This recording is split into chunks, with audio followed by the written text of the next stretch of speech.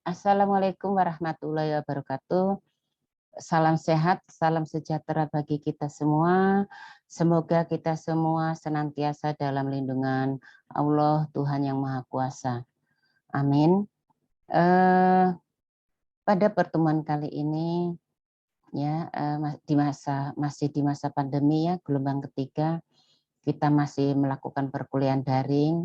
Meskipun demikian, Ibu berpesan agar kalian tetap prokes ketika keluar dari rumah untuk melindungi diri sendiri, keluarga yang kita cintai, juga agar kita dapat memutus mata rantai penularan virus COVID-19, ya, agar kita bisa melakukan setelah kita terbebas dari pandemi, kita bisa melakukan perkuliahan secara tatap muka. Nah, ini rekaman Ibu, ini rekaman yang ketiga, keempat, ya. Jadi ternyata Ibu rekaman pertama, kedua itu bisu. Nggak bisa, udah sampai selesai ternyata keluar suaranya enggak keluar. Ibu enggak ngerti kenapa. Nah, ini baru akhirnya dibetulin sama anak Ibu. Baiklah, akan saya share, ya, materinya.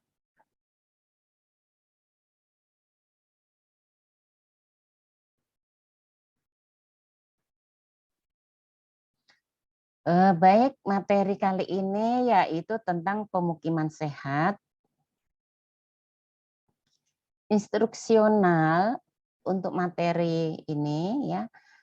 Jadi mahasiswa diharapkan mampu memahami pengertian pemukiman, kemudian klasifikasi pemukiman, juga mampu memahami tentang lingkungan pemukiman, beserta persyaratan kesehatan lingkungannya, juga kualitas udara di dalam rumah. Nah, ini pengertian tentang pemukiman, ya, menurut bukunya The Lexion Webster Dictionary, ya. Jadi pemukiman dapat dirumuskan sebagai suatu keadaan atau tempat di mana manusia dapat menetap atau tinggal pada kedudukan yang tetap, sehingga keluarga, ya, dapat berkembang secara harmonis dalam kondisi yang menguntungkan. Nah, pemukiman sehat menurut Winslow dan apa itu singkatan dari American Public Health Association, ya.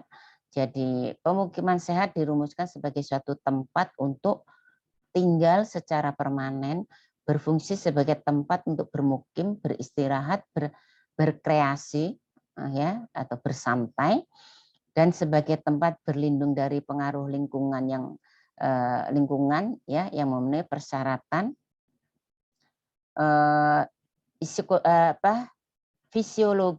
psikologis dan bebas dari penularan penyakit, serta terhindar dari kecelakaan, ya. Sedang menurut Organisasi Kesehatan Dunia atau WHO, pemukiman adalah suatu struktur fisik, ya, di mana orang menggunakannya untuk tempat berlindung, ya. Kemudian di mana lingkungan dari struktur tersebut termasuk juga sebuah fasilitas dan pelayanan yang diperlukan, ya. Maksudnya juga semua fasilitas dan pelayanan yang diperlukan, ya. Jadi perlengkapan yang berguna untuk kesehatan jasmani dan rohani, ya. Tentunya di sini ada lahan untuk berolahraga dan keadaan sosial yang baik untuk keluarga dan individu. Nah, jadi khusus mengenai pemukiman manusia ada sebuah teori yang disebut dengan teori ekistik, ya, yang membahas segala aspek-aspek yang bertalian dengan ilmu pemukiman. Ya, jadi kata ekistik itu berasal dari kata Yunani purba, ya, yang asal katanya itu oikos, yang berarti rumah, ya. Jadi oikos kalau bahasa Yunani purba. Nah, ini tentang klasifikasi pemukiman. Jadi Tipe pemukiman itu bagian permukimannya itu rumah dan lingkungan ya. Jadi perkiraan jumlah penduduknya ada 3 sampai dengan 100 ya. Kadang-kadang ya ini rumah dan lingkungannya. Jadi 3 penduduk udah yang masuk ke dalam permukiman sampai dengan 100 ya. Kalau dia mungkin tinggalnya di tempat terpencar-pencar.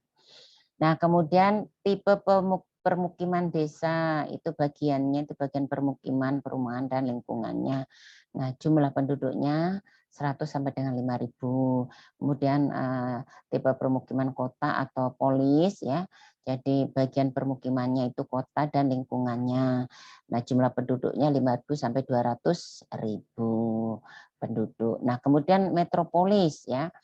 Nah, bagian permukimannya itu metropolis dan lingkungannya tentunya ya. Jadi jumlah penduduknya 200.000 sampai dengan 10 juta. Nah, ini yang terakhir itu megapolis.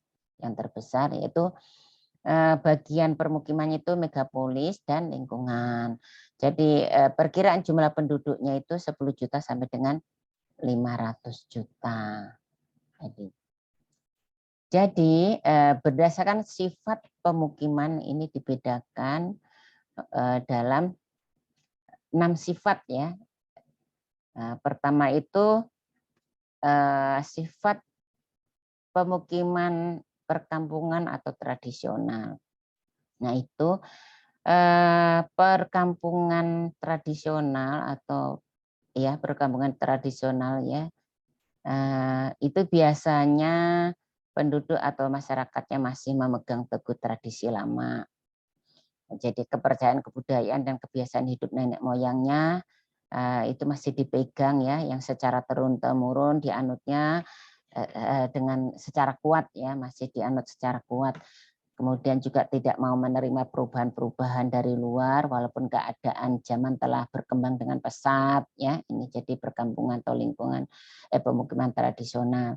Jadi kebiasaan-kebiasaan hidup secara tradisional yang sulit untuk diubah inilah yang akan membawa dampak terhadap kesehatan, seperti misalnya kebiasaan minum air tanpa dimasak terlebih dahulu, kemudian buang sampah dan air kotor secara sembarangan, ya sehingga di sana sini banyak genangan air kotor yang mengakibatkan mudah terjangkitnya penyakit menular, ya.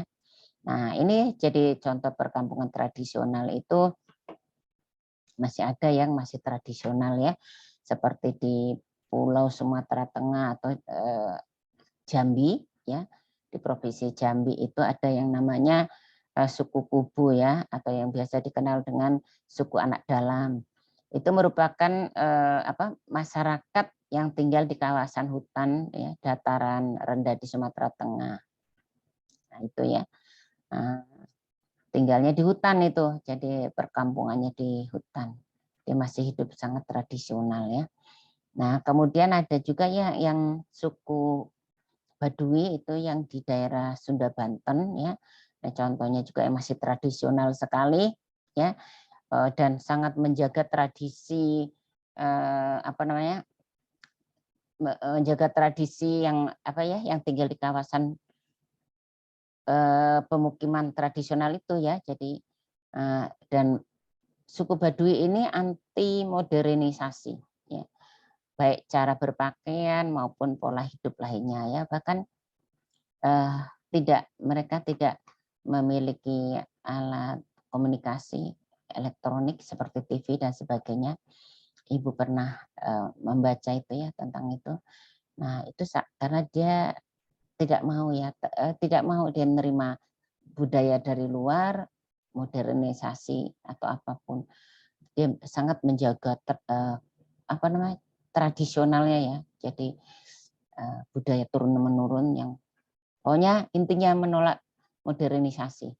Nah, kemudian yang kedua perkampungan darurat. Perkampungan darurat itu jenis perkampungannya biasanya bersifat sementara ya, darurat ya. Dan timbulnya perkampungan darurat ini karena adanya bencana alam seperti itu biasa contohnya ya, untuk menyelamatkan penduduk dari bahaya banjir, misalnya bencana alamnya banjir misalnya ya. Kemudian dibuatlah perkampungan darurat pada daerah atau lokasi bekas dari banjir, ya. Kemudian daerah pemukiman ini ya bersifat darurat, tidak terencana, dan biasanya kurang fasilitas sanitasi lingkungan, sehingga kemungkinan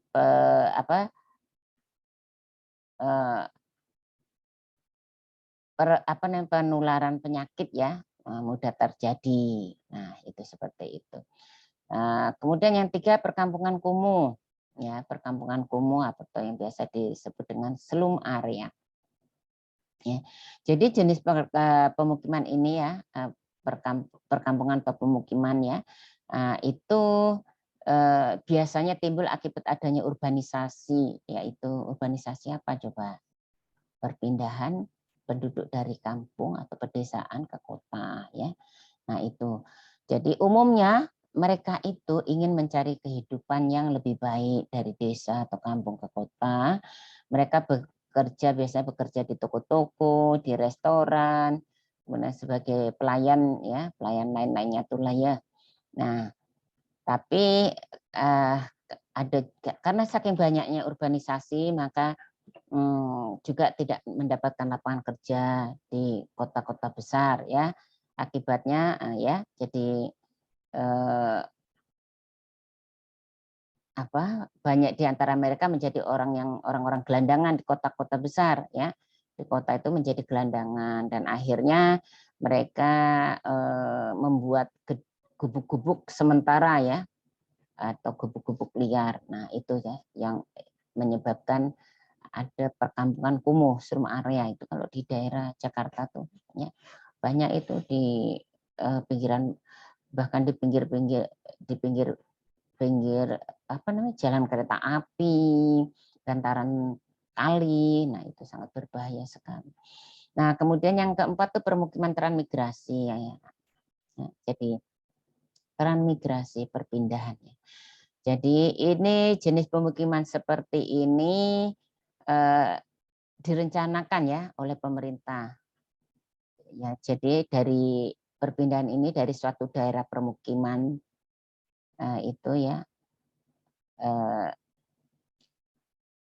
dari permukiman ke maksudnya tuh suatu daerah permukiman ya, kemudian dipindahkan ke atau ditransmigrasikan ya dari satu daerah yang padat penduduknya ke daerah yang jarang penduduknya ya, tetapi luas daerahnya. Jadi mereka biasanya diberikan lahan atau tanah garapan untuk bertani dan bercocok tanam dan sebagainya ya. Nah, kemudian yang kelima, perkampungan untuk kelompok-kelompok khusus.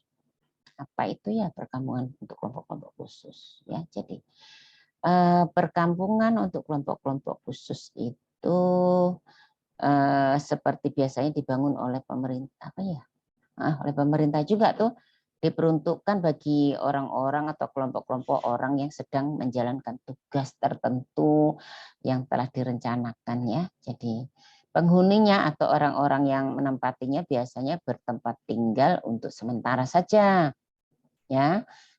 Jadi selama yang bersangkutan atau penghuninya masih menjalankan tugas ya. Jadi contohnya itu perkampungan atlet ya, perkampungan atlet atau peserta olahraga pekan olahraga nasional seperti itu ya. Terus kemudian perkampungan orang yang naik haji ya. Nah, atau perkampungan pekerja proyek besar, proyek pembangunan bendungan ya. Itu kan biasanya memerlukan waktu juga kan. Kemudian perkampungan perkemahan pramuka juga itu masuk ke dalam perkampungan kelompok-kelompok khusus ya. Nah, kemudian untuk yang pemukiman baru, ini yang terbaik itu ya real estate ya. Jadi udah koordinir. Jadi pemukiman real estate ini ya direncanakan pemerintah dan bekerja sama dengan pihak swasta ya. Nah, pembangunan tempat permukiman ini biasanya di lokasi yang sesuai untuk suatu pemukiman ya. atau untuk kawasan pemukiman ya. Nah, di tempat ini biasanya ya keadaan kesehatan lingkungan cukup baik. Sudah ada fasilitas ya, fasilitas apa namanya, sudah ada fasilitas sanitasi dasar ya, yaitu tersedia sumber air bersih, kemudian kalau enggak di samping itu ada sumur pompa, kemudian ataupun ada air PDAM ya, jadi sistem pembuangan kotoran kotoran apa namanya, limbah ya, itu juga sudah direncanakan secara baik ya. Begitu pula cara pembuangan sampahnya sudah terkoordinir dan diatur secara baik ya. Nah, selain itu di tempat ini biasanya dilengkapi dengan gedung-gedung sekolah, SD, SMP ya. Jadi SMA dan seperti itu. Nah, yang dibangun dekat dengan apa namanya, tempat-tempat pelayanan masyarakat seperti pos kesehatan, puskesmas, ya, jadi pos keamanan, kantor pos, pasar dan lain-lain. Jadi ini lengkap ya. Nah, jenis pemukiman seperti ini biasanya dibangun dan diperuntukkan bagi penduduk atau masyarakat yang berpenghasilan menengah ke atas. Jadi rumah-rumah di dalam pemukiman itu dapat dibeli secara cicilan bulanan, bahkan ada pula yang dibangun khusus untuk disewakan. Nah, contohnya yaitu pemukiman di daerah perumahan BTN atau KPR ya, yang pada saat sekarang sudah banyak dibangun sampai ke daerah-daerah ya. Jadi seperti di Pontianak juga kan rata-rata sudah mencicil rumah KPR BTN ya, karena kalau tidak seperti itu sulit untuk memiliki rumah. Nah, kemudian ini ya, jadi pengertian lingkungan ya, menurut Undang-Undang RI nomor 4 tahun 82 ya kalau tidak salah ya, tentang pokok-pokok pengelolaan lingkungan hidup. Jadi di sini akan saya sampaikan juga tentang lingkungan pemukiman pengertiannya ya. Jadi lingkungan pemukiman itu yaitu segala keadaan kondisi yang terdapat di sekitar pemukiman yang secara totalitas membentuk kesatuan yang utuh yang saling mengait dengan pemukiman tersebut ya, bahkan membentuk korelasi yang sangat erat satu dengan yang lainnya, yaitu seperti sarana dan prasarana tadi ya. Lalu aspek-aspek lingkungan pemukiman yang perlu mendapat perhatian antara lain fasilitas lingkungan, prasarana lingkungan. Jadi fasilitas lingkungan itu kelengkapan yang berupa fasilitas pendidikan, kemudian kesehatan, perbelanjaan, rekreasi dan kebudayaan, ya, kemudian olahraga dan lapangan terbuka. Nah itu ya, jadi fasilitas lingkungan. Untuk aspek-aspek lingkungan itu perlu mendapat perhatian harus terpenuhinya ini. Kemudian juga prasarana lingkungan seperti jalan, saluran air minum, saluran air limbah, saluran air hujan, pembuangan sampah, dan jaringan listrik. Nah, jadi persyaratan kesehatan perumahan dan pemukiman ya menurut keputusan Menteri Kesehatan nomor 829 tahun 99, nanti kalian bisa download ya di internet itu. Nah, itu meliputi parameternya ya, lantai, lokasi, lantai, dinding, jendela, ventilasi, pencahayaan, lubang asap, dapur dan sebagainya ya. Nah, ini yang pertama lokasi ya. Jadi persyaratan kesehatan perumahan dan pemukiman terkait dengan lokasi ya. Tidak terletak pada daerah rawan bencana alam seperti bantaran sungai, aliran lahar ya, kemudian di daerah tanah longsor, di lereng-lereng bukit itu ya. Nah, itu bisa menyebabkan kejadian tanah longsor ya. Dan gelombang di tepi-tepi pantai laut ya yang berpotensi terjadinya gelombang tsunami, kemudian daerah gempa ya, daerah gempa. Nah, itu dan yang lain-lainnya ya. Nah, kemudian juga terkait dengan lokasi tidak terletak pada daerah bekas tempat pembuangan air TPA atau sampah atau bekas tambang. Nah, ini untuk menghindari pencemaran dari dari bakteri, mikroba maupun yang bahan tambang ini dari zat kimia ya. Yang kemudian terkait dengan lokasi yang ketiga itu tidak terletak pada daerah rawan kecelakaan dan daerah kebakaran seperti jalur pendaratan penerbangan ya. Jadi di tepi-tepi jalan atau daerah rawan kecelakaan penerbangan ya kan ada ya, kalau pesawat jatuh di mana dulu ya, di Medan kalau tidak salah, namanya pesawat apa lupa ya. Nah itu jadi yang tidak terbang juga ya, penduduk di situ banyak yang meninggal ya, terbakar karena kejatuhan pesawat apa ya, Mandala kalau tidak salah apa ya, Garuda. Nah, nanti boleh dicoba nanti di searching. Nah itu Ibu masih ingat-ingat gitu, cuman pesawat yang persis pesawat apa itu. Kemudian ya kualitas udara ini juga harus menjadi perhatian ya, jadi persyaratannya harus terpenuhi ya. Jadi kualitas udara ambien ya di lingkungan perumahan ya harus bebas dari gangguan gas beracun dan memenuhi syarat baku mutu lingkungan ya. Jadi syarat baku mutu lingkungan itu satu yaitu gas H2S dan NH3 secara biologi tidak terdeteksi ya. Jadi zero ya, 0. Kemudian debu dengan diameter kurang dari 10 UG dengan maksimum 150 UG meter persegi. Nah, gas SO2 maksimal 0,10 ppm, kemudian debu maksimal juga 350 milimeter kubik per meter persegi per hari ya. Kemudian selanjutnya itu kebisingan dan getaran. Jadi kebisingan dianjurkan hanya boleh 45 desibel ya, maksimum 55 desibel. Kemudian tingkat getaran maksimum 10 milimeter per detik ya. Kemudian juga kualitas tanah di daerah perumahan dan pemukiman ya, itu kandungan timah hitam PB ya maksimum 300 mg per kg.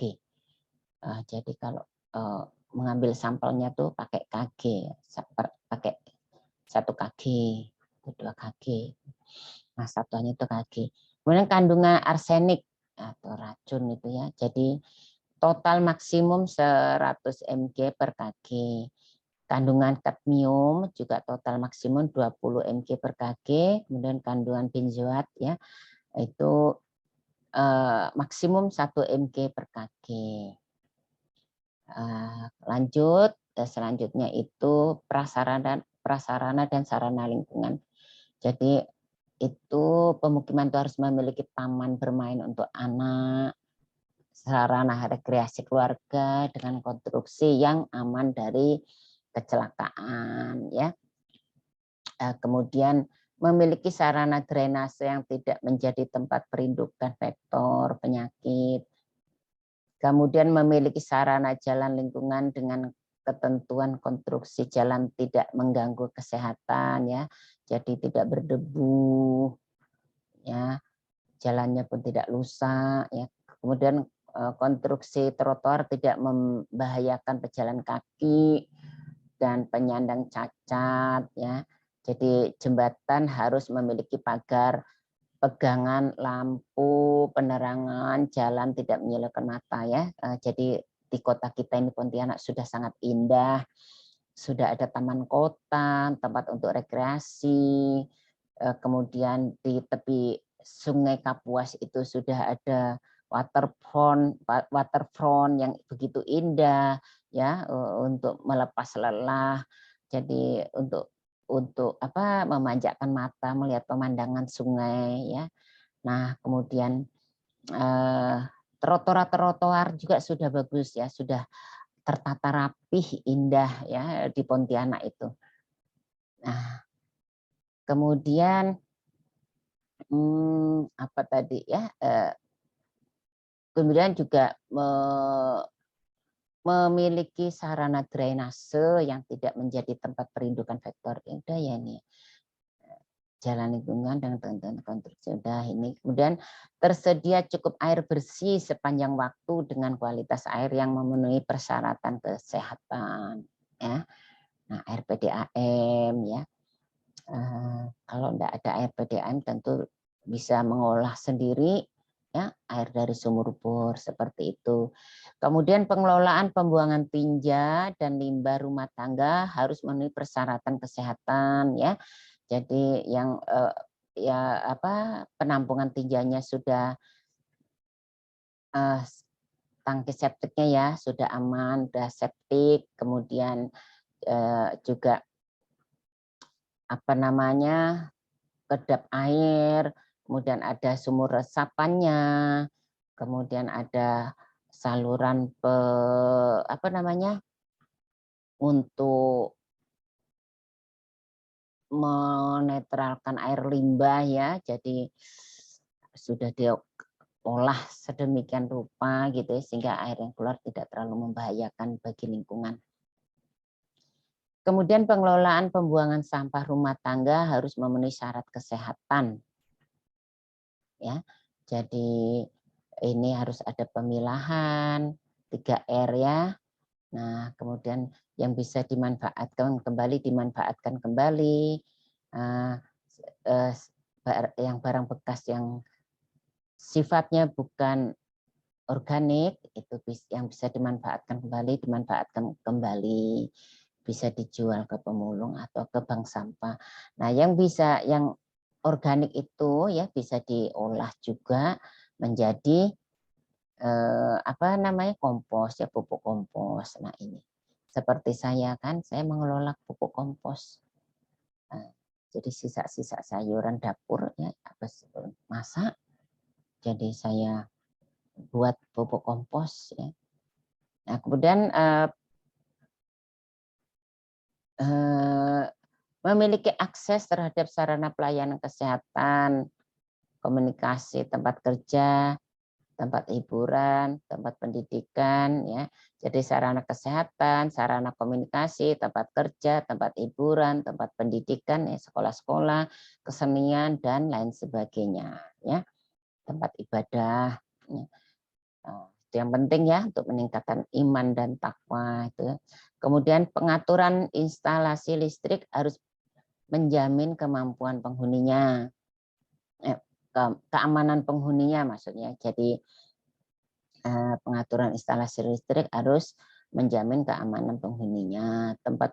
Kemudian yang selanjutnya tempat pengolahan makanan TPM harus menjamin ya tidak terjadi kontaminasi makanan yang dapat menimbulkan keracunan ya. Jadi begitu.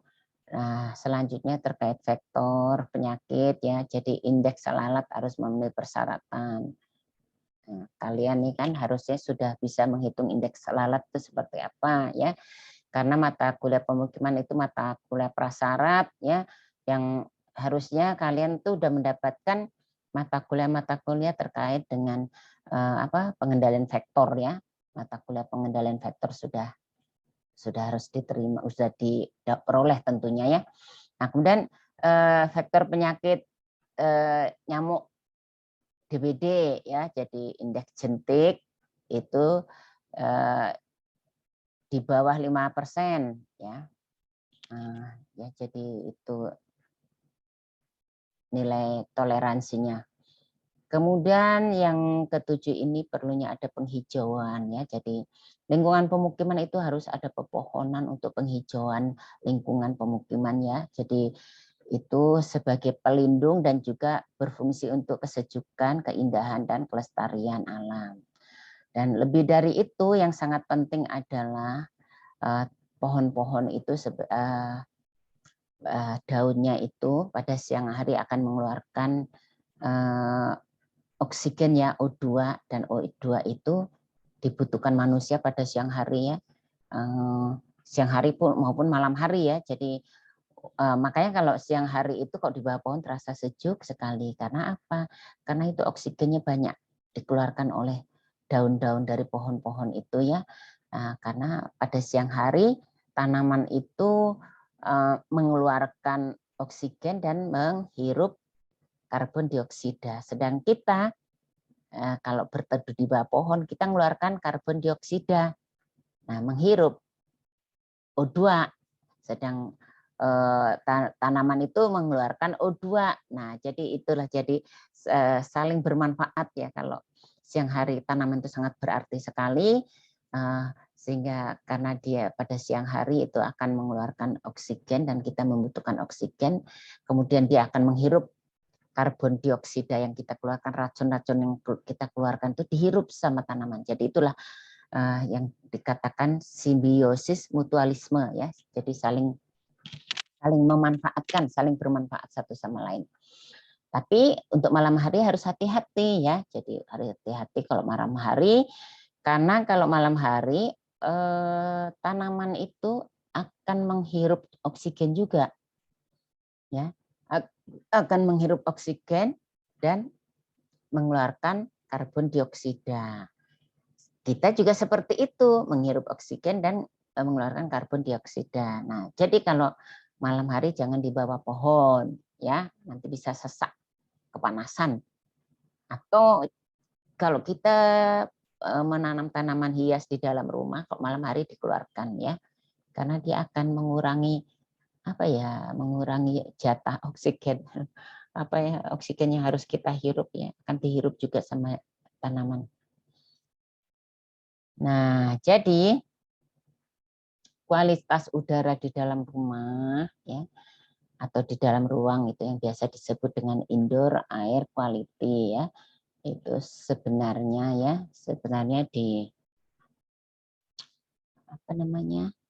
ditentukan secara sengaja ataupun tidak sengaja oleh penghuni itu sendiri ya.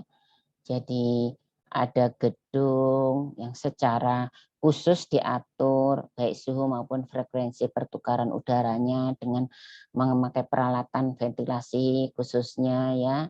Terus ada pula yang dilakukan dengan mendayagunakan keadaan cuaca alamiah dengan mengatur bagian gedung yang dapat dibuka ya.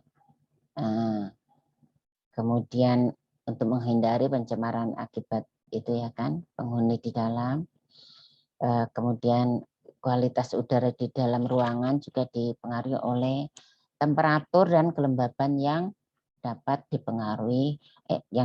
mempengaruhi kenyamanan dan kesehatan dari penghuninya ya.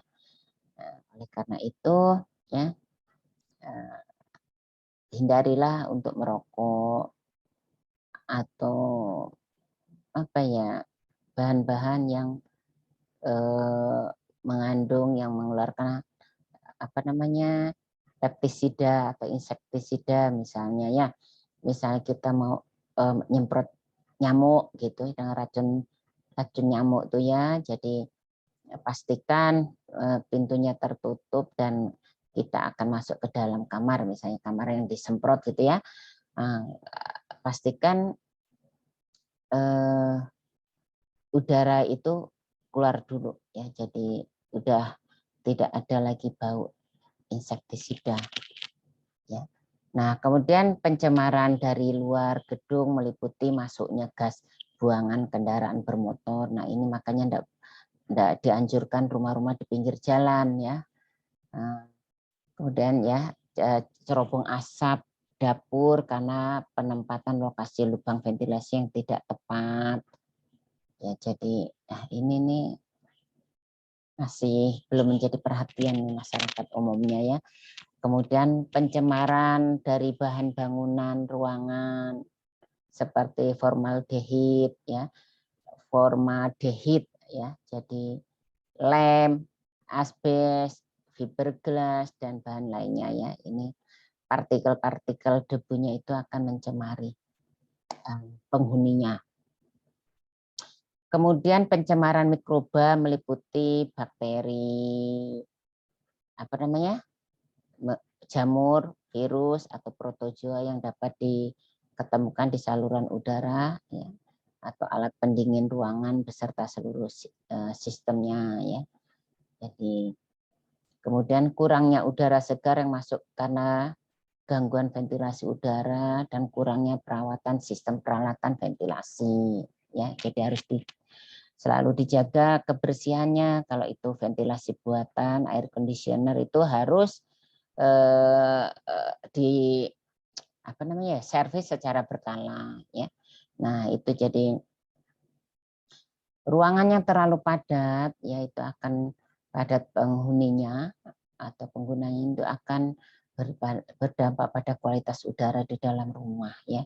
Jadi orang yang terlalu padat di dalam suatu ruangan, kemudian ventilasinya tidak berfungsi dengan baik ya, itu dapat menyebabkan suasana yang tidak nyaman ya.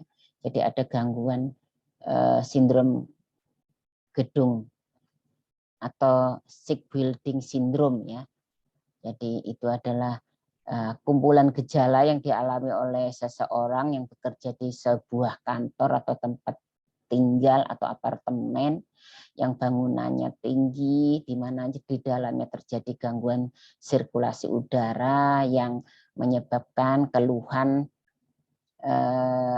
keluhan iritasi, kering pada mata dan kulit, serta hidung, tenggorokan, disertai sakit kepala, pusing, rasa mual, muntah, bersin, kadang disertai nafsu makan yang berkurang, menurun, atau keluhan ini ya biasanya tidak terlalu berat ya sebenarnya, walaupun bisa lamanya bisa mencapai 2 minggu, sehingga ya sedikit banyak dapat mengganggu produktivitas kerja lah ya. Kalau suasananya udaranya tidak nyaman tentu akan mengganggu ini ya kualitas kerja. Contohnya di Poltekkes ya, di kantor tuh kalau udah listrik mati, aduh rasanya tuh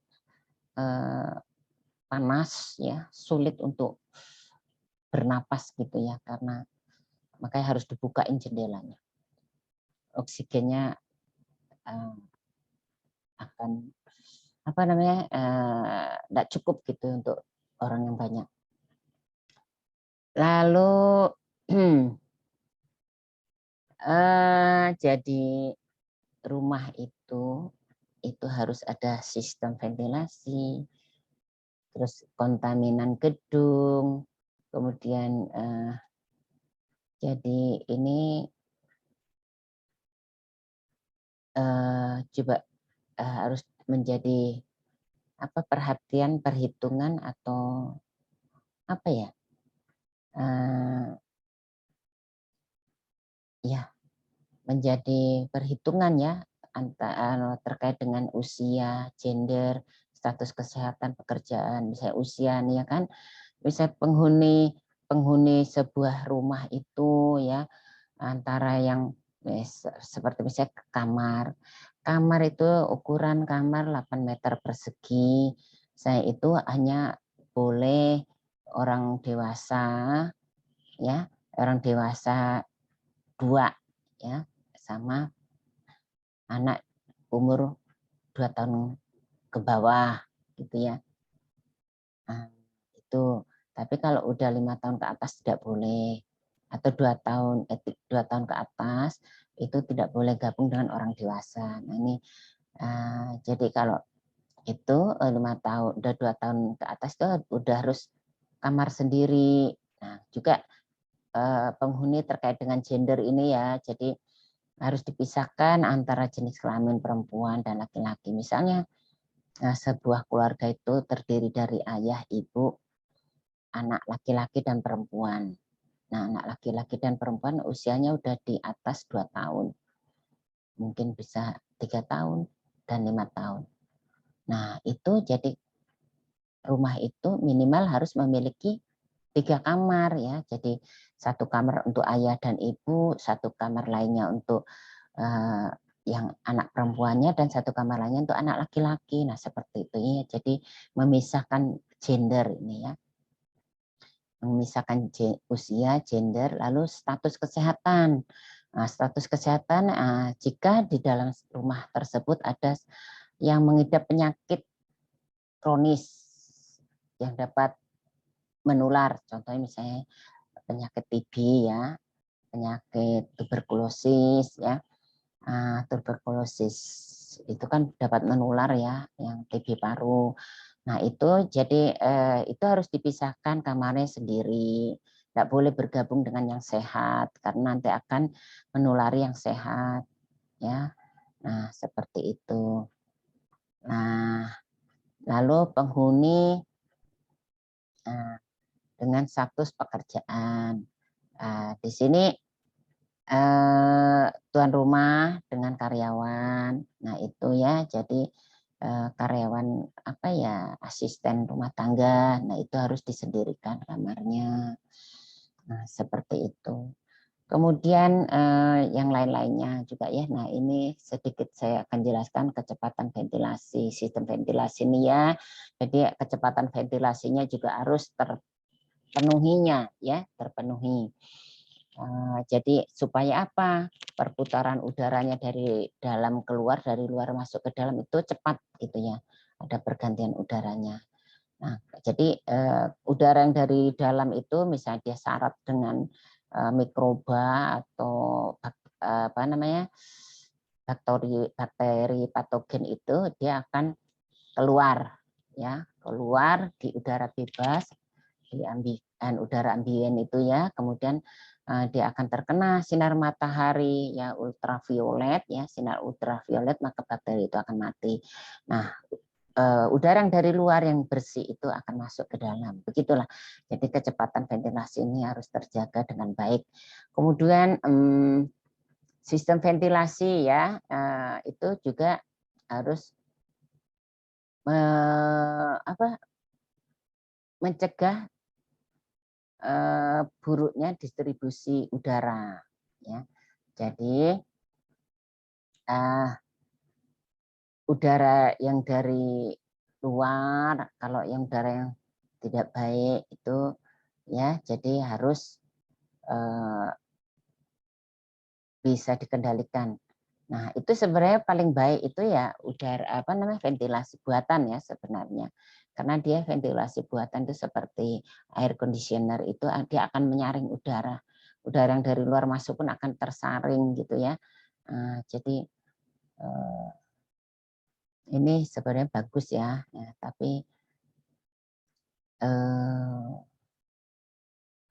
tidak juga mengurangi kebaikan dari ventilasi alami ya. Karena sebelumnya ada air conditioner, zaman-zaman dulu juga kita kan menggunakan ventilasi alami. Kemudian pengatur suhu udara, nah ini ya, air conditioner. Kemudian buruknya penyaringan, ya. Jadi penyaringan udara itu harus dalam keadaan kondisinya baik, ya. Kemudian juga harus selalu dirawat nih ventilasi, baik ventilasi buatan maupun ventilasi alami. Ya, jadi ventilasi alami kan biasa kan berdebu gitu ya. Nah, itu harus selalu secara berkala dilap. Jangan hanya kalau mau hari raya saja bersih-bersih ya, setahun sekali baru bersih-bersih mau hari raya. Nah, itu kontaminan gedung biasanya debu ya, kemudian karbon, asbes, spora, jamur kelembaban, kemudian nah ini bau ya. Nah, ini contohnya ya di Pontianak itu kan ada pabrik karet di seberang sana Siantan. Ya Allah, baunya luar biasa itu. Kalau ibu di sana mungkin ibu udah apa ya, jadi bisa mengalami sindrom ya, sindrom building sick. Nah, ya, jadi bisa mengalami sindrom, bisa puyeng kepala ibu nih. Tapi orang di sana udah terbiasa barangkali seperti itu. Baik, nah, berakhir untuk penyampaian materi ini. Terima kasih. Wassalamualaikum warahmatullahi wabarakatuh.